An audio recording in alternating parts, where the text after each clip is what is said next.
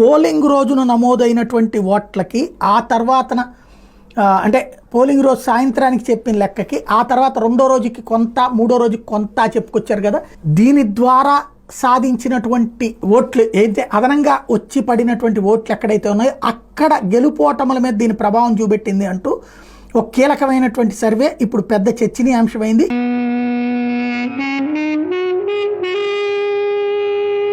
ఒరిస్సాలో 42 లక్షల ఓట్లు, మహారాష్ట్రలో 82.63 లక్షల ఓట్లు, బెంగాల్లో 36.71 లక్షలు, ఆంధ్రప్రదేశ్లో 49 లక్షల ఓట్లు, కర్ణాటకలో 22.33, ఛత్తీస్గఢ్లో 9.54, రాజస్థాన్లో 29.3, బీహార్లో 11.6, హర్యానాలో 12.91, మధ్యప్రదేశ్లో 21, తెలంగాణలో 14,22,000, అస్సాంలో 15, అరుణాచల్ ప్రదేశ్లో 1,09,000, గుజరాత్లో 16,17,000, కేరళలో 17,12,000 ఓట్లు. ఇట్లాగా ముందు చెప్పిన దానికంటే ఆ తర్వాత ఎక్కువ వచ్చినాయి అన్నటువంటి లెక్క చెప్తూ దాని ఆధారంగా చూసుకుంటే తేడా జరిగింది అన్నటువంటి అంశాన్ని ప్రధానంగా ప్రొజెక్ట్ చేసుకొస్తున్నారు. మాకు అర్థం కాల, ఈ సీటు నిజంగా టీడీపీ గెలిచే సీటు కాదు, ఈ సీట్ నిజంగా బీజేపీ గెలిచే సీట్ కాదు.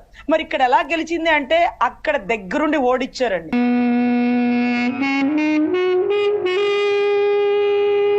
మొత్తం ఈ ప్రభుత్వం ఈవీఎంల ఆధారంగా గెలిచింది.